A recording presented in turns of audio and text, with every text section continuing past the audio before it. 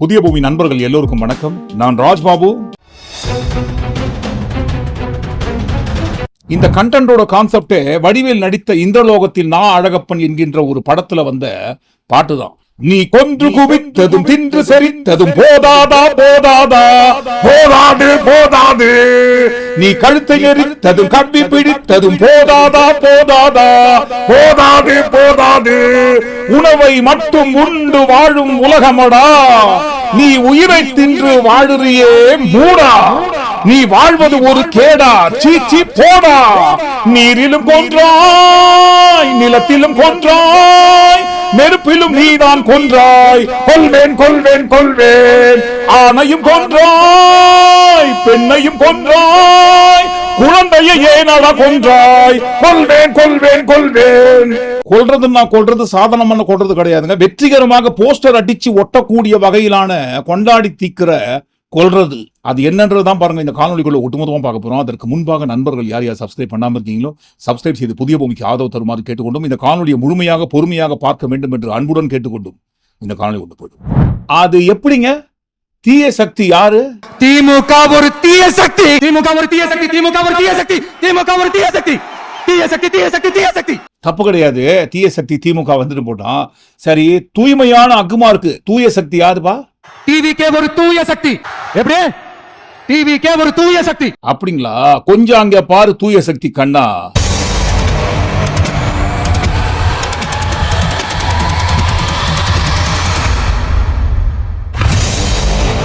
கடந்த 4ஆம் தேதி அன்று, சரியாக சொல்ல வேண்டும் என்று சொன்னால் ஒரு 20-23 நாட்களுக்கு முன்பாக விஜய் தஞ்சாவூரில் கூட்டிய கூட்டத்தில் ஏற்பட்ட விபத்து தான் அது.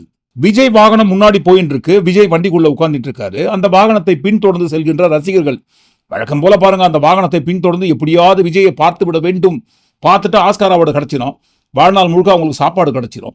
அதனால பாருங்க, வெறித்தனத்தோடு விஜய் வாகனத்தை பின்தொடர்ந்து அவருடைய முகத்தை எப்படியாவது பார்த்துனோன்ட்டு கொலவெறியோடு போறாங்க பின்னாடியே. அப்படி போயிட்டே இருக்கும்போது பின்னாடி வந்த ஒரு வாகனம், போலீஸ் வாகனம் தான் பின்னாடி வந்திருக்கு. அந்த வாகனம் வருவது கூட தெரியாத ஒரு வெறி, விஜயை பின்தொடர வேண்டும், விஜயை பார்க்க வேண்டும் என்கின்ற ஒரு வெறி கண்ணை மறைத்து அந்த வண்டியில போய் விட்டுறாங்க. அந்த வண்டியை ஓட்டி வந்தவர்கள் 2 பேரும் ட்வின்ஸ். வண்டி முதல்ல அவங்களுக்கு கிடையாதுங்க, நண்பர்கள் கிட்ட இருந்து ஒரு பைக்கை கடன் வாங்கிட்டு வந்து தான் விஜய் கூட்டத்துக்கு போயிருக்காங்க. வழக்கம் போல அப்பா கிட்ட கல்லூரிக்கு செல்கிறோம் என்று சொல்லிவிட்டு கல்லூரிக்கு போகாமல் விஜயை ஃபாலோ பண்ணிட்டு விஜய் கூட்டத்துக்கு போயிருக்காங்க. பாருங்க, அங்க விபத்து ஏற்படுகிறது. 2 பேரும் படுகாயம் அடைந்து மருத்துவமனையில் அனுமதிக்கப்படுகிறார்கள். அதில் விக்னேஷ் என்பவர் சிகிச்சை பலனின்றி நேற்றைக்கு முன்தினம் மாலை மருத்துவமனையில் இறந்து விடுகிறார். விக்னேஷ் குடும்பத்தினருக்கு ஆறுதல் சொல்வதற்காக நேரடியாக சென்றிருக்கிறார் கல்வி அமைச்சரான அன்பில் மகேஷ் பொய்யாமொழி அவர்கள். ஏதே அன்பில் மகேஷ் போனாரா? போட்டோம். என்ன இப்போ கரூர்ல அழுது டிராமா பண்ணாங்களா? அந்த கூட்டம் தானே. இங்கேயும் பாருங்க, டிராமா பண்ணதுக்காக தான் போயிருப்பாங்க. அந்த கூட்டம்லாம் போறதெல்லாம் ஒரு கணக்கில் எடுத்துக்க முடியாதுங்க. எங்க தலைவர் விஜய் வருவார் பாருங்க. வருவாராப்பா? என்ன வருவாராப்பான்னு கேள்வி கேட்கறீங்க. கேள்வி ஆந்திவே வந்துகினே இருப்பாரு. நேற்றைக்கு முன்தினம் மாலை அவரது தீவிர ரசிகர் இறந்த விஷயம் கேள்விப்பட்டு இந்நேரம் பாருங்க வந்துனே இருப்பாரு, டிராவல் பண்ணிட்டே இருப்பாரு, வந்து ரீச் ஆகினே இருப்பாரு. ஆந்திவே ஒரு 2 நாளா ஆந்திவே. எங்கிருந்து வராருங்க? அந்தமானா, அண்டார்டிகாவா, இல்ல சொல்ல முடியாத தீவுல இருந்து நடந்தே வந்துனுக்காரா? சரி, நடந்து வராரோ பறந்து வராரோ வருத்தம். இது வரைக்கும் விஜய் கூட்டத்தில் கலந்து கொண்டு மூச்சு திணறி நசுங்கி கோர மரணம் அடைந்தவர்கள் வீட்டுக்கு என்றைக்காவது விஜய் போயிருக்காரா? ஆறுதல் சொல்லியிருக்காரா? எங்க கூட்டத்துக்கு வந்துதான் இறந்துட்டாங்க, இது மிகவும் சோகத்துக்குரியது, வருத்தத்துக்குரியது, இதை போல அடுத்தடுத்து வருகின்ற கூட்டத்தில் நடக்காம பார்த்துக்கணும்ட்டு ஏதாவது சொல்லியிருக்காரா? இல்ல ஒரே ஒரு சின்ன இரங்கல் செய்தி அவரோட ட்விட்டர் பேஜ்ல பதிவு பண்ணியிருக்காரா? இல்லவே இல்லை. ஆனாலும் பாருங்க, வரவங்க எல்லாருமே டிராமா பண்றதுக்காக வராங்க. வராத எங்க தளபதி வருவாரு வந்துக்கினே இருப்பாரு. ஆந்திவேன்னு இன்னமும் நம்பினுக்காங்க. பாத்தீங்களா? நம்பட்டும். இப்போ போஸ்டர்லாம் ஒட்டுவாங்க இல்லைங்களா சினிமாவுக்கு, வெற்றிகரமான 25வது நாள், வெற்றிகரமான 50வது நாள், வெற்றிகரமான 100வது நாள்னு சொல்லி கிட்டத்தட்ட அதே மாதிரி தான் பாருங்க. விஜய் கூட்டிய கூட்டத்தில் ஒட்டுமொத்தமா பலி வாங்கிய உயிர்களை குறித்து வெற்றிகரமான 51வது பலி வாங்கிய உயிர்னு போஸ்டர் மட்டும்தான் ஓட்டல. என்னப்பா இது, பலி வாங்கிய உயிர் 41 பிளஸ் இப்போ 1 42 தானே, அதன் 51, மற்றதெல்லாம் யார் கணக்கில் சேர்ப்பாங்க? கரூர்ல 41, விக்கிரவாண்டியில 5, மதுரையில 3, சேலத்துல 1, இப்ப தஞ்சாவூர்ல 1. கூட்டி கழிச்சு ஒட்டுமொத்தமா பார்க்கும்போது வெற்றிகரமான 51வது உயிரை பலி வாங்கிய ஹீரோ விஜய். எப்படி டிவிக்கே ஒரு தூய சக்தி. கொஞ்சம் கூட பேமா சூசோ இல்லாம கரூர்ல விஜய் கூட்டிய கூட்டத்தில் ஏற்பட்ட நெரிசல் காரணமாக சிக்கி உயிரிழந்த உயிர்களை குறித்து விஜய் என்ன சொன்னாரு? 3 தினங்கள் தூக்கத்திலிருந்து கண் விழித்து வீடியோ போட்டு, சிஎம் சார் பழி வாங்குறதா என்ன பழி வாங்குங்க, மற்றபடி வேற யாரையும் தொடாதீங்க. இது வரைக்கும் 4 இடத்துல கூட்டம் கூட்டியிருக்கோம், எங்கேயுமே அந்த மாதிரி எதுவும் நடந்ததில்லை, கரூர்ல மட்டும் நடக்குதுன்னா ஏன் எப்படி அப்படின்னு கேட்டார் இல்லைங்களா? கிட்டத்தட்ட ஒரு 5 மாவட்டத்துக்கு பிரச்சாரத்துக்கு போனோம். இந்த மாதிரி எதுவுமே நடக்கல. ஆனால் கரூரில் மட்டும் ஏன் எப்படி நடக்குது, எப்படி நடக்குது? அதுக்கு தான் சொல்றது, எப்பவுமே தெளிவா இருக்கணும்ட்டு தூக்கத்தை குறித்து சொல்றோம். தூங்கினே இருந்தா எப்படிப்பா நம்ம கண்ணுக்கு முன்னாடி நடக்கிற உயிர் பலிகள்லாம் தெரியும்? விக்கிரவாண்டிலேயே முதலாக நடத்தப்பட்ட அந்த விக்கிரவாண்டி மாநாட்டிலேயே 5 உயிர்கள் பலியாகி இருக்கு. மதுரை மாநாட்டுல 3 உயிர்கள் பலியாகி இருக்கு. சேலத்துல ஒரு உயிர் பலியாயிருக்கு. இந்த சேலத்துல உயிர் போன விஷயத்தை குறித்து என்ன சொன்னாரு? இந்த சுராஜுக்கு வந்து ஏற்கனவே உடல்நலம் சரியில்லாம இருந்தார் என்று அவருடைய உறவினர் மூலமாக எங்களுடைய மாவட்ட நிர்வாகிகள் சொன்னார்கள். இல்ல நாங்க அவருடைய மாவட்ட அந்த நிர்வாகிகள் அவங்க வீட்டுல ஃபேமிலியில கேட்டுட்டு தான் சொல்றோம். அதையெல்லாம் கேட்ட பிறகுதான் கண்டிப்பாக என்ன இருந்தாலும் எங்களுடைய கூட்டத்திற்கு வந்தவர், அவருக்காக நாங்கள் வருத்தத்தை தெரிவிக்கிறோம். உடல்நிலையில சரியில்லாத சமயத்துல ஏன்பா எங்க கூட்டத்துக்கு வந்து கழுத்தறுத்து எங்க கணக்குல சேர்க்கறீங்க? நீங்க ஏற்கனவே எக்கச்சக்கமான கணக்கு எங்களுக்கு நாங்கள் பலி வாங்கின உயிர் கணக்கு போயிருக்குது. இதில் வேற நீங்கள் வந்து உடம்பு சரியில்லாமல் வீட்டில் இருக்கக்கூடாதா? உடல்நிலை சரியில்லாத அவரு எங்கள் கூட்டத்துக்கு வந்து இறந்துட்டாரு, அதெல்லாம் எங்கள் கணக்கில் சேர்த்துக்காதீங்கன்ற ஒரு வகையில் வேமா சூசோ இல்லாமல் உடம்பு சரியில்லைங்க அதனால் வந்து இறந்துட்டாரு. ஒரு பக்கம் விஜய் ரசிகர், தீவிர ரசிகர் விஜய் கூட்டத்துக்கு வந்து மூச்சு திணறி மாரடைப்பு காரணமாக இறந்துடுறாரு. இன்னொரு பக்கம் உடல்நிலை சரியில்லைன்னு ஸ்டேட்மெண்ட் கொடுத்துட்டு அடுத்த பக்கம் பாருங்க நல்லா பிரியாணியை வெளுன்னு வெளுத்து கட்டுறாங்க. சம்பவம் நடந்து ஒரு 4-5 தினங்கள் கழித்து எங்களுக்கு தெரியவே தெரியாதுங்க. இப்ப கூட பாருங்க கரூர்ல எவ்வளவு பேர் இறந்தாங்கன்ட்டு எங்க தலைவர்கிட்ட தெரியப்படுத்தவே இல்லை. எங்க தலைவருக்கு தெரியவே தெரியாது, வேமா சூசோ இல்லாம சொல்றாங்க. வெளியேறும் பொழுது எங்க யாருக்குமே கேஷுவாலிட்டி பத்தி தெரியாது, அதாவது மரணத்தை பத்தி ஒரு வார்த்தை கூட தெரியாது. தலைவருடைய அடுத்த வார்த்தை என்னன்னா 3 மணி ஃபிளைட்டுக்கு கிளம்பி வந்துடலாம்னு அவருடைய பிளான். அன்னைக்கு நைட்டு 3 மணி ஃபிளைட்டுக்கு, ஏன்னா அது வரைக்கும் அவர் ஏர்போர்ட் போற வரைக்கும் அவருக்கான கேஷுவாலிட்டி எத்தனைன்றதை உறுதிப்படுத்த அவருக்கு யாரும் சொல்ல முடியும். ஆனால் நிதர்சனம் எதுங்க? ஏர்போர்ட்ல இறங்குறாரு, சார் சார் சார் சார் நில்லுங்க சார் 30 பேருக்கு மேல உங்க கூட்டத்தில் வந்தவங்க எல்லாரும் இறந்துட்டாங்களாம் சார், இன்னும் எத்தனை பேர் உயிர் பதிப்போகும் தெரியல சார், நின்று ஏதாவது சொல்லிட்டு போங்க சார்னு கத்துறாங்க பிரஸ்ல. திரும்பி பார்க்காம ஓடினவர் தான் இந்த விஜய்.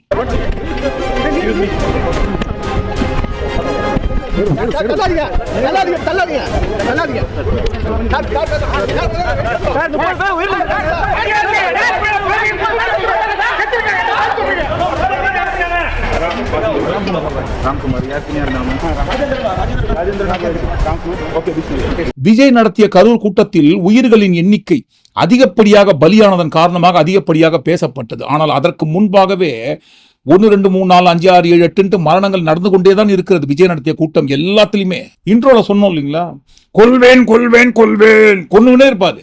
ஆனா பாருங்க, கொல்றது போதாது இன்னும் எங்களுக்கு வேணும், உயிர் பலி வாங்கிட்டே இருப்போம். அதுக்காக தான் ரோடுக்கு வரோம். நாங்க மட்டும் ரோடுக்கு வந்தோம் எல்லாரும் செத்தீங்க. அவர் ரோட்டுக்கு வரும்போது நீங்க செத்தீங்க, நான் இப்பயே சொல்லிட்டேன். இத்தனை நாள் நீங்க ரோட்டுக்கு உள்ள அவரை எழுதி வச்சுக்கோங்க. ஏன்பா இது வரைக்கும் சாகடிச்சது போதாதா, இன்னும் மேற்கொண்டு சாகணுமா? ஆமா, நாங்க தெருவுக்கு வரோம்னு சொல்றதே எதுக்காக? கொல்றதுக்கு தான். நீங்க செத்தீங்க, நான் இப்பயே சொல்லிட்டேன். எங்களுக்கு பசி, உயிர் பசி எடுத்துனே இருக்கும். எடுக்கும் போதெல்லாம் தெருவுக்கு வருவோம், உயிர் பலியை வாங்குவோம், போயிட்டு உள்ள போய் பட்டுப்போம். மறுபடியும் பசி எடுக்கும், ஏதாவது ஒரு இடத்த செலக்ட் பண்ணுவோம், கூட்டத்தை போடுவோம், உயிர் பலியை வாங்குவோம், பசியை தீர்த்துப்போம், மறுபடியும் பனையூர்ல போய் பட்டுப்போம். மாநாடு படத்துல எஸ்.ஜே. சூர்யா சொல்லுவார் இல்லைங்களா, வந்தான் சுட்டான் செத்தான் ரிப்பீட், வந்தான் சுட்டான் செத்தான் ரிப்பீட், முடியல தலைவரே அப்படின்ட்டு. அந்த மாதிரி தான் பாருங்க, முடியல, ரிப்பீட், கோரப்பசி ரிப்பீட். அதால தான் பாருங்க இப்ப நாங்க தெருவுக்கு வரோம். அதுவும் என்ன மாதிரி ஒரு 25 நாட்கள் கழித்து வரப்போறோம். கூட்டம் போடுற நாள்ல சேர்த்து சொல்றோம், 25 நாட்களுக்கு மேலாக கோரப்பசி விகார பசியில, கொடூர பசியில வரப்போறோம். அப்படி வரும்போது நீங்க செத்தீங்க, நான் இப்பயே சொல்லிட்டேன். சரி, தொடர்ந்து சாகடிச்சுனே இருக்கிறீங்களே இந்த மாதிரி. இப்போ உங்களால பாதிக்கப்பட்ட குடும்பத்துக்கு ஏதாவது நீங்க பண்ணிருக்கீங்களா? போய் பார்த்திருக்கீங்களா? நேரடியா விஜய் போயிட்டு ஆறுதல் தெரிவிச்சிருக்காரா? இல்ல எட்டியாவது பார்த்திருக்காரா? இல்ல இறந்தவர்களின் பெயர் ஒருத்தராவது விஜய்க்கு யாருன்னு தெரியுமா? கடைசியாக தஞ்சாவூர்ல விஜய் வண்டியை ஃபாலோ பண்ணிட்டு வந்த அந்த விக்னேஷ் என்பவர் அடிபட்டு மருத்துவமனையில இத்தனை நாட்களாக இருந்தார் இல்லைங்களா? இந்த நாட்கள்ல விஜய் போயிட்டு எட்டி பார்த்தாரா? என்ன ஏதுனாவது கேட்டிருப்பாரா? இல்ல ஆறுதல் தெரிவிச்சு ஏதாவது ஒரு வரி பதிவு போட்டிருப்பாரா? இல்லைங்களே, டைம் இல்லை, நேரம் இல்லை இதுக்கெல்லாம். எதுக்கு நேரம் இதுக்கும்? வளகாப்புக்கு போகிறதுக்கு நேரம் இதுக்கும், கல்யாண ஃபங்க்ஷனுக்கு போகணும், அதுவும் மேட்சிங் ட்ரெஸ்ஸோட ஒரே கார்ல ஒன்னா போயிட்டு இறங்கி போட்டோவுக்கு போஸ்ட் கொடுக்கறதுக்கு நேரம் இதுக்கும், தனி விமானம் பிடித்து கோவாவுக்கு போயிட்டு அந்த கோவாவில் திருமண நிகழ்ச்சியில் கலந்து கொள்வதற்கு சுத்தமா நேரம் இருக்கும். ஆனா பாருங்க, பல ஆண்டுகளாக விஜய்க்கு தீவிர ரசிகர்களாக இருக்கிறவங்க எத்தனை பேர் இறந்தாலும் போயிட்டு எட்டி பார்க்கறதுக்கு விஜய்க்கு நேரம் இருக்காது. அதற்கு காரணம் அவர்களால் விஜய்க்கு ஏதும் பலன் இருக்காது. விஜய் கலையோட அம்மாயா, என் பையன் ரசிகராக இருந்தான், விஜய் மேலே ரசிகராக இருந்தான். இப்படி மாநாடு போவேல இறந்துட்டான். இப்படி அநியாயமா என்னையும் அவங்க அப்பாவையும் என் பேர பிள்ளை அவன் தான் படிப்பு செலவு மருத்துவ செலவுலாம் பார்த்தான். இப்போ ஒரு இது இல்லாமல் நான் நடு ரோட்டில் உட்காந்துருக்கேன், என் பிள்ளை இல்லாமல். விஜய்னு உயிரை விடுவா, ரசிகர்லாம் அப்படி சேர்ப்பா. வேற காசு வீட்டுக்காக செலவு பண்ணாட்டி கூட ரசிகர்கள் தான் செலவு பண்ணி சேர்த்தா ஆளு விஜய்னு. உள்ள என்ன அழுவ முடியல என்னால. இதே 27ஆம் தேதி இன்னைக்கெல்லாம் பணமா வர்றாய் கிடக்குறாயா, அப்படி போனாயா மாநாட்டுக்கு. விஜயோட அண்ணன்ட்டு என் உள்ளத்துக்கு போயிட்டாயா. எங்களுக்கு ஒரு வழி பண்ணுங்கயா, கரூருக்கு போட்ட மாதிரி எங்களுக்கு பண்ணு. என்ன பாருங்க, என்ன ஆயிட போகுது இப்போ? ஒரு 50 பிளாக் டிக்கெட் எண்ணிக்கை கம்மியாயிட போகுது. விஜயோட படத்தை பிளாக்ல டிக்கெட் வாங்கி பாக்குறாங்க இல்லைங்களா? அப்படி டிக்கெட் பிளாக்ல வாங்கி பாக்குறவங்களோட எண்ணிக்கை ஒரு 50 பேர் ரசிகர்கள் இறக்குற பட்சத்தில் 50 டிக்கெட் தான் கம்மியாகுமே தவிர அதனால எனக்கு ஒன்றும் பிரயோஜனம் கிடையாதுங்களே. பெரிய பெரிய ஆளுங்க வீட்டு ஃபங்க்ஷனுக்கு போனா அவங்களால எனக்கு லாபம் இருக்கு. ரசிகர்கள் இறந்தவங்க வீட்டுக்கு போயிட்டு நான் போய் ஆறுதல் தெரிவிச்சுன்னு நேரடியாக போயிட்டு பார்த்துக்கினேன், அவங்களால எனக்கு எதுவுமே லாபம் இல்லைப்பா.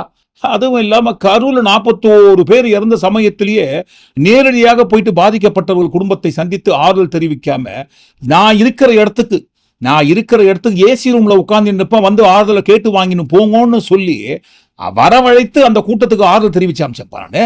அப்படி 41 உயிர்கள் போன சமயத்திலேயே நான் அப்படிதான் இருக்கு என்னோட ஆட்டிடியூடு. இப்போ ஒரு உசுறு பறி போச்சுன்னா நான் நேரா வரணுமா? எனக்குன்னு என் கௌரவம் என்னத்துக்கு ஆகும்? சரிப்பா, உங்க கௌரவத்தை நீங்களே மூட்டை கட்டி பத்திரமா பாக்கெட்ல போட்டு சேவ் பண்ணி வச்சுக்கோங்க, தப்பு கிடையாது. இப்போ விக்னேஷ் குடும்பத்துக்கு ஏதாவது உதவி செஞ்சிருக்கீங்களா? எப்படிப்பா செய்ய முடியும்? என்னப்பா இது? தேர்தல் தேதி அறிவிச்சிட்டாங்க இல்லைங்களா? மாடல் கோட் ஆஃப் கண்டக்ட் உள்ள வந்துச்சு. அப்படி மாடல் கோட் ஆஃப் கண்டக்ட் உள்ள வந்த பிறகு திடீர்னு பாருங்க, அவங்களுக்கு உதவி பண்ணா ஓட்டு வாங்கறதுக்காக நான் காசு கொடுக்குற மாதிரி ஆயிடாதுங்களா? ஓ, அப்படி ஒண்ணு இருக்குங்களா? அப்படி ஒண்ணு இல்ல, அப்படிதான் மேஜர்.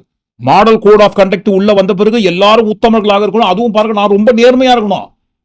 இருக்கிற அனைத்து திராவிட கட்சிகளை காட்டிலும் நான் மாற்று சக்தியாக தூய சக்தியாக வந்து நிற்கிறேன்னு சொல்லும்போது நான் சுத்தமான தூய்மையான அக்மார்க் வாதியா இருக்கணும்.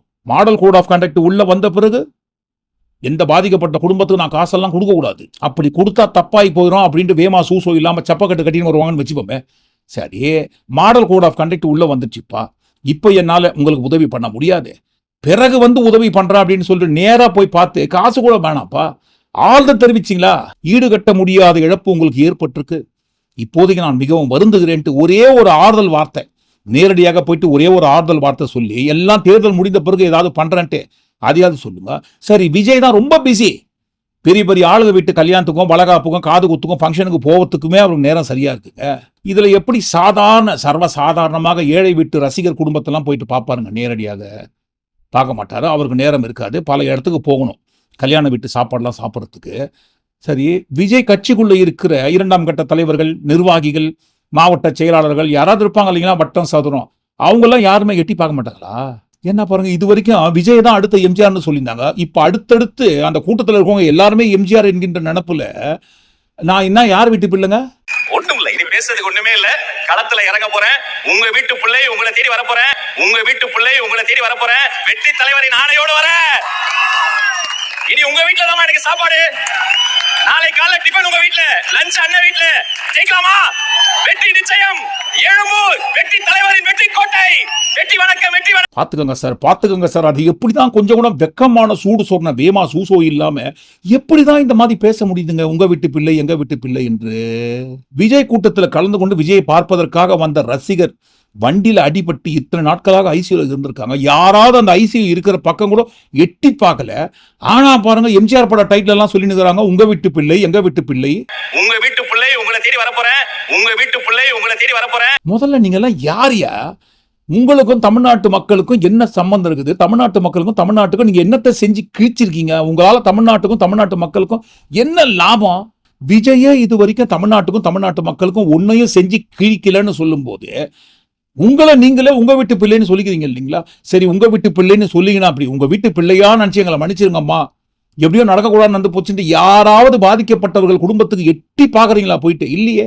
ஏதாவது ஒரு பிரச்சனை மொபைல் ஆஃப் பண்ணிட்டு கரூர் ஆபீஸை பூட்டிட்டு தலைமறைவாயிடுறீங்க. சரி, கரூர் சம்பவத்தை பாடமாக எடுத்துக்கொண்டு அதே மாதிரி ஓடி ஒளியக்கூடாதுன்ட்டு பாதிக்கப்பட்ட குடும்பத்துக்கு நேரா போய் நிக்கிறீங்களா ஆறுதல் சொல்றதுக்கு? சாதாரண கட்சி அளவுல இருக்கும் போதே, இன்னும் ஓட்டு வாங்கி எந்த ஒரு தம்மா துண்டு பதவியில போயிட்டு உட்கார்ல, கட்சி அளவுல இருக்கும் போதே உங்களோட வேஷம் கிழிஞ்சி தொங்குதே. ஒரு வேளை பாருங்க, உங்களுக்கு தப்பி தவறி ஓட்டு போட்டு ஏதாவது ஒரு கிடைக்கக்கூடாத பதவி, வராத பதவி ஏதாவது ஒண்ணு வந்து அந்த பதவியில போய் உட்கார்ந்துட்டீங்கன்னா இந்த தமிழ்நாட்டோட நிலைமை, அந்த தொகுதியோட கெதி என்ன கெதி ஆகுங்க? முழுசா நக்கிட்டு போயிடும். அப்படியெல்லாம் எந்த கெதியும் ஆகாதுங்க. நாங்கெல்லாம் கொடை வள்ளலுங்க. நீங்க எல்லாம் நினைக்கிற மாதிரி நாங்க ஒண்ணு பாதிக்கப்பட்ட குடும்பத்துக்கு எதுவுமே செய்யாத, ஈவு இறக்கம் இல்லாதவங்க கிடையாதுங்க. சொல்றோம் இல்லைங்களா, மாடல் கோட் ஆஃப் கண்டக்ட் உள்ள வந்துச்சுன்ட்டு. அதனால பாருங்க, விக்னேஷ் குடும்பத்துக்கு இப்போதைக்கு எதுவும் செய்ய இயலாத நிலைமையில இருக்குமே தவிர, மற்றபடி நாங்க மனசுக்குள்ள நிறைய கோட்டை கட்டி வச்சிருக்கோம். பாதிக்கப்பட்ட குடும்பத்துக்கு என்னென்ன செய்யணும்னு சொல்லி இப்ப பொறுமையா இருக்கணும். தேர்தல் ஆணையம் கண் கொத்தி பாம்பா வாட்ச் பண்ணிட்டு இருக்கிறாங்க என்னென்ன செய்யறாங்கன்னு சொல்லி. அதனால நாங்க இப்போதைக்கு உதவிலாம் செய்ய முடியாது. ஓட்டுக்காக காசு கொடுக்குற மாதிரி கணக்குல போய் சேர்ந்துரும்ட்டு சொல்லுவாங்கன்னு கூட வச்சுப்போமே. ஆனா பாருங்க, இதுக்கு பேர்லாம் என்னங்கப்பா? பாதிக்கப்பட்ட விஜயோட ரசிகர்கள் குடும்பத்துக்கு ஏதாவது செய்யலையான்னு கேட்டா மட்டும் மாடல் கோட் ஆஃப் கண்டக்ட் உள்ள வந்துச்சுப்பா, நாங்க என்னப்பா பண்றதுன்னு கேட்பாங்க. அப்போ இதுக்கெல்லாம் மாடல் கோட் ஆஃப் கண்டக்ட் உள்ள வரலீங்களா? எங்க பார்த்தாலும் குவியும் பரிசு பொருட்கள். 2026 ஆண்டு தேர்தலை பொறுத்த வரைக்கும் தேர்தல் பறக்கும் படைக்கு அதிகப்படியாக வேலைகள் வைப்பது யார் என்றால் விஜய் கட்சியை சேர்ந்தவங்க தான். எங்க பார்த்தாலும் எந்த இடம் பார்த்தாலும் இலவச பரிசு பொருட்களை குவிச்சு வச்சிருக்காங்க. ரூமா மூட்டையா கட்டி வச்சிருக்காங்க. இன்னும் ஒரு எலெக்ஷனை கூட இவங்க பார்க்கவே இல்லை. எந்த ஒரு பதவிக்கும் வரல, ஓட்டு வாங்கல. விஜயோட ஓட் ஷேரு, ஓட்டு வங்கி எவ்வளவுன்னு தெரியல. ஆனா பாருங்க, அதற்குள்ளாகவே எப்படியெல்லாம் ஓட்டு வாங்குவதற்கு காசுக்கு பதிலாக எந்தெந்த வகையில பொருட்களை கொடுக்கலான்ட்டு திட்டம் போடுறாங்க. ரூம் போட்டு புத்தியே இருக்குதோ இல்லையோ இல்லாத இருப்பதாக நினைத்து கொண்டு அந்த புத்தியை தீட்டி குவிக்கிறாங்க பாருங்க பரிசு பொருளை. அருண்ராஜோட போட்டோ போட்டு டிஃபின் பாக்ஸ்ல இருந்து குக்கர்ல இருந்து கெடிகார வரைக்கும் எல்லாம் ஃப்ரீ. ஏன் ஃப்ரீ? எதுக்காக இலவசமா கொடுக்குறீங்க? ஓட்டு போட்டுருங்கப்பா. காசு கொடுத்தா தப்பாகி போயிடும். அதுக்கு பதிலாக அந்த காசுக்கு இணையான பொருளை கொடுத்துறோம் உங்களுக்கு. அடுத்த பக்கம் சேலம் மாவட்டத்தை சேர்ந்த டிவிகே கட்சியோட மாவட்ட செயலாளர் பார்த்திபன் மாற்றாரு பாருங்க. தொழுகைக்கு போற சமயத்துல கூட விடமாட்டமே, நாங்க கேன்வஸ் பண்ணாம தொழுகைக்கு போயிட்டு வரவங்களுக்கு பரிசு பொருட்களை கொடுப்போம், டிவிக்கேன்னு அச்சடிச்ச பாத்திரங்களை. இது சம்பந்தமாக சேலத்தை சேர்ந்த டிவிகே கட்சியை சேர்ந்த மாவட்ட செயலாளர் பார்த்திபன் மீது வழக்கு போடுறாங்க. அடுத்த பக்கம், ஐயோ மாடல் கோட் ஆஃப் கண்டக்ட் உள்ள வந்துச்சுப்பா, பாதிக்கப்பட்ட குடும்பத்துக்கு எங்களால எதுவுமே செய்ய முடியாது, இப்போதைக்கு ஓட்டு வாங்கறதுக்காக காசு கொடுக்கணும் அப்படின்ற ஒரு கணக்குல போய் சேர்ந்துடும். ஆனா தண்ணீர் பாட்டில் இருக்கு இல்லைங்களா, வாட்டர் பாட்டில், அந்த வாட்டர் பாட்டில் தொழுகை பண்றவங்களுக்கு கொடுத்தா கூட டிவிக்கேன்னு பிரிண்ட் பண்ணியே கொடுப்போம். என்ன ஏதாவது கேட்டா சப்பக்கட்டு கட்டுவாங்க. என்னப்பா இது, தொழுகை பண்றவங்களுக்கு பரிசு பொருட்கள் கொடுக்க கூடாது, டிவிக்கேன்னு பிரிண்ட் பண்ணி. தண்ணி குடிக்க கூடாதா, தாகத்தில் இருக்கவங்களுக்கு தண்ணி நாங்க கொடுக்க கூடாதான்ட்டு தாகத்தை தீர்ப்பதற்காக அக்கறையோடு நல்ல எண்ணத்தோடு தண்ணீர் பாட்டில் கொடுக்குற மாதிரி இருந்தா பிரச்சனை கிடையாது, கொடுத்துக்கங்கன்றாங்க. ஆனா பாருங்க, டிவிக்கே கட்சியை பிரிண்ட் பண்ணியே, டிவிகே கட்சின்னு பிரிண்ட் பண்ணியே ஸ்டிக்கர் ஒட்டி அந்த லேபிள்ல வாட்டர் பாட்டில சப்ளை பண்ண வேண்டிய அவசியம் என்னங்க? தாகத்தை தீர்க்கிற நல்ல எண்ணமா? ஓட்டு வாங்குற அரசியல் புத்தி. அடுத்து இந்த பக்கம் பாருங்க, மாடல் கோட் ஆஃப் கண்டக்ட் உள்ள வந்துச்சுப்பா. எங்களால பாதிக்கப்பட்ட குடும்பத்துக்கு எதுவும் நயா பைசா ஹெல்ப் பண்ண முடியாது இப்போதைக்கு. ஆனா பூஸ்ட் இருக்கு இல்லைங்களா, பூஸ்ட், அதை மலமலையா குவிச்சு வச்சு டிவிக்கேன்னு பிரிண்ட் பண்ணி ஃப்ரீயா கொடுப்போம். அதையும் கேட்டா என்ன சொல்லுவாங்க, என்னப்பா இது, சத்து இல்லாதவங்களுக்கு சத்தை ஏற்றி கொள்வதற்காக பூஸ்ட் கொடுக்குறோம், நல்ல எண்ணத்தோட கொடுக்குறோம் அப்படின்னு சொல்லுவாங்க. கொடுக்குற நல்ல எண்ணம் பூஸ்ட் பாக்கெட் மட்டும் கொடுங்க. அதுல என்ன, டிவிகே கட்சியோட பேரு, விஜயோட போட்டோ, மாவட்ட செயலாளர் போட்டோ, அருண்ராஜோட போட்டோ, இப்படி எல்லா போட்டோவை பிரிண்ட் பண்ணி டிவிகே கட்சி லேபிள்ல ஒட்டி பூஸ்ட் கொடுக்குறது எதுக்குங்க? சத்து கம்மியா இருக்கு, சத்து ஏத்திக்கங்கன்ற ஒரு நல்ல எண்ணத்துக்காகவா? ஓட்டுக்காக? ஆட்சியில் இல்லாமலேயே புது கட்சியாக இருக்கும் போதே உங்களுக்கு எனர்ஜியை கொடுக்கறதுக்காக இவ்வளவு பூஸ்ட வாரி வழங்குறோம்னு சொன்னா, எங்களுக்கு நீங்க ஓட்டு போட்டு ஆட்சியில் உட்கார வச்சிட்டீங்கன்னா சொல்ல முடியாத கணக்கு வழக்கு இல்லாத அளவுக்கு உங்களுக்கு நாங்கள் வாரி வழங்குவோம். அதுக்கு அட்வான்ஸா தான் இந்த பூஸ்ட கொடுக்கணும். Boost is the secret of my energy. Our energy. My energy. அடுத்து என்னப்பா இது, மாடல் கோட் ஆஃப் கண்டக்ட் உள்ள வந்ததே, நீங்க பார்க்கலையா? எப்படிப்பா உதவி பண்ண முடியும்னு கேட்கறாங்க இல்லைங்களா? சினிமாவில் தான் இலவசங்கள் எல்லாம் தூக்கி தீயில போட்டு எரிக்கிற மாதிரி பில்டப் பண்ணுவார் விஜய். அதுவும் அந்த ஏஆர் முருகதாஸ் இந்த பொருட்கள் எல்லாம் தீயில போடும்போது அவர் பேச பாருங்க. உலக மகா 1 நம்பர் உத்தமர்னு யாராவது ஒருத்தர் இருக்காங்கன்னு சொன்னா அந்த மாதிரி முகத்தை நம்ம பார்த்திருக்க மாட்டோம். இந்த முகத்தை பாருங்க அப்படின்ற ஒரு வகையில தான் பாருங்க உலக உத்தமர் நம்பர் ஒன் இடத்துல இருக்கிற மாதிரி அந்த ஃபேஸ் எக்ஸ்பிரஷனை, அந்த எக்ஸ்பிரஷனோடு தீல போடுறாங்க பாத்தீங்களா. அரசாங்கம் கொடுக்கும் இலவசம் என்பது இலவசம் அல்ல, அது நலத்திட்டத்தின் மூலமாக வழங்கப்படும் நலத்திட்ட உதவிகள். மக்கள் வரிப்பணத்தை மக்களுக்கே திருப்பி அளிக்கக்கூடிய ஒரு வகையிலான திட்டங்கள். அந்த திட்டத்தின் கீழ் வழங்கப்படுகின்ற நலத்திட்டங்கள் எல்லாம் இலவசம்னு சொல்லி தீல போட்டு எரிக்கிறாங்க இல்லைங்களா. அப்போ இதுக்கு பேர் என்னங்க?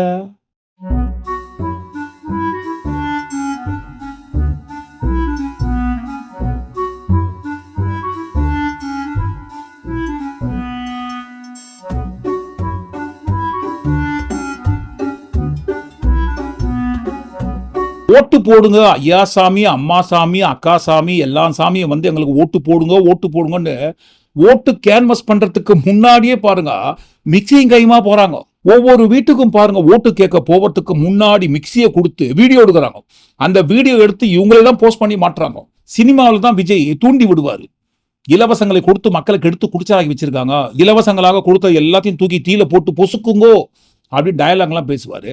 ஆனா ரியல் லைஃப்ல இலவசங்களை கொடுத்துதான் பாருங்க விஜய் கட்சியை சேர்ந்தவங்க ஒட்டுமொத்தமாகவே ஓட்டே கேட்க போறாங்க. ரீல்ல பாருங்க மிக்சியை போட்டு எரிப்பாங்க, ஆனா ரியல்ல அதே மிக்சியை கொண்டு போயிட்டு கொடுப்பாங்க. சரி, இது வரைக்கும் நலத்திட்டங்கள் மூலமாக அரசாங்கம் வழங்கிய சின்ன சின்ன சைஸ்ல இருக்கிற பொருட்களை ஈஸியா போட்டு எரிக்கிற மாதிரி சினிமாவில் காட்சி பதிச்சாரு. ஆனா பாருங்க எடப்பாடி பழனிசாமி அவர்கள் ஆட்சிக்கு வந்து ஓட்டு போட்டு ஜெயிக்க வச்சு ஆட்சியில உட்கார்ந்தா ஃப்ரிட்ஜ் கொடுப்பேன்னு சொல்லியிருக்காரு. சைஸ்ல ரொம்ப பெருசாச்சே. அடுத்த படத்துல விஜய் நடிக்கும் போது எதுங்க விஜய் அடுத்த படத்துல நடிக்க தான் போறாரு. தேர்தல் ரிசல்ட் வந்ததற்கு பிறகு ரிசல்ட் வந்த கையோடு பாருங்க அடுத்த படத்துல புக்கிங் ஆயிட்டு ஹீரோவா நடிக்க தான் போறாரு. அந்த படத்துல எடப்பாடி பழனிசாமி அவர்கள் ஃப்ரிட்ஜ் கொடுக்குறேன்னு சொன்னாரு. ஒருவேளை பாருங்க எடப்பாடி பழனிசாமி அவர்கள் ஆட்சியில தப்பி தவறி உட்கார்ந்துட்டாருன்னா, உட்கார வச்சுட்டாங்கன்னா, அவர் கொடுக்குற ஃப்ரிட்ஜோட சைஸ் ரொம்ப பெருசாச்சே.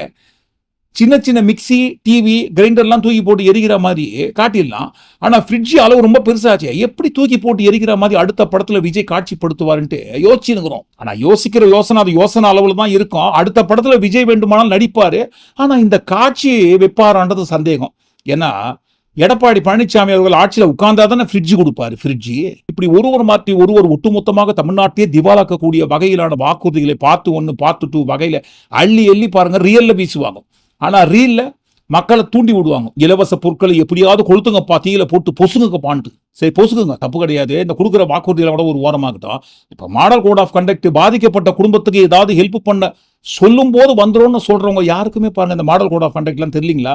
மூட்டை முட்டையா, டப்பாவா, அண்டாவா, குண்டாவா என்னென்ன பொருட்கள் டிவிகே கட்சி பேரை பிரிண்ட் பண்ணி விஜய் போட்டோவை ஒட்டி அந்தந்த மாவட்ட நிர்வாகிகள் போட்டோவெல்லாம் ஒட்டி ஓட்ட கேட்டு பொருட்களை கொடுக்கும்போது தெரியலீங்களா? என்ன தெரியலீங்களா? என்னையா தெரியலீங்களா? ஏன் கண்ணுக்கு முன்னாடி விலை மதிப்பில்லாத உசுறு போவதே எங்க கண்ணுக்கு தெரியல. நீ என்னையா மாடல் கோட் ஆஃப் கண்டக்ட் உள்ள வந்துச்சே உங்க கண்ணுக்கு தெரியலையான்ட்டு அசால்ட்டா கேட்குறீங்க? வாயை திறக்கக்கூடாது. பாதிக்கப்பட்ட குடும்பத்துக்கு ஏதாவது செய்யுங்கன்னு சொன்னாதான் மாடல் கோட் ஆஃப் கண்டக்ட் எங்க கண்ணுக்கு முன்னாடி வந்து போகும். ஆனா பாருங்க ஒரே ஒரு தேர்தலை கூட சந்திக்காத அளவுல இருக்கிற சாதாரண புதிய கட்சியாக இருக்கும்போது இப்பவே எந்தெந்த வகையில எப்படிலாம் ஓட்டு வாங்கறதுக்கு கேன்வஸ் பண்ண முடியுமோ அந்தந்த வகையில கேன்வஸ் பண்ணும்போது மாடல் கோட் ஆஃப் கண்டக்ட் எல்லாம் எங்க கண்ணுக்கு தெரியாது. ஏன் தெரியாது? ஏன்னா பாருங்க சீரியல் கில்லராக இருக்கிற விஜய்க்கு எப்படிங்க இதெல்லாம் தெரியும்? மக்கள் தான் சொல்லணும். ஒட்டுமொத்தமா எல்லாத்தையும் கூட்டி கழிச்சு விஜய் எப்பேற்பட்ட மக்கள் தியாகி என்கின்ற அந்த சீரியல் கில்லரை குறித்து நீங்க என்ன நினைக்கிறீங்கன்னு கண்டிப்பா உங்க கருத்துல தவறாம பதிவுபட்டுங்க. இந்த காணொலிக்கும் நோ எண்டு. என்னப்பா இது? நாங்க தான் சொன்னோம் இல்லைங்களா, எலெக்ஷன் வர மட்டும் எலெக்ஷன் முடிந்ததற்கு பிறகும் கூட செயின் லிங்க் வகையிலான தொடர் காணொலியை தொடர்ந்து பதிவு செய்து கொண்டே இருக்கும். இந்த காணொலி பத்தின உங்களுக்கு கருத்துக்களை நீங்க கண்டிப்பா பதிவு பண்ணுங்க. நாளைக்கு இந்த காணொலியோட தொடர்ச்சியாக மீண்டும் அந்த காணொலி நான் நன்றி.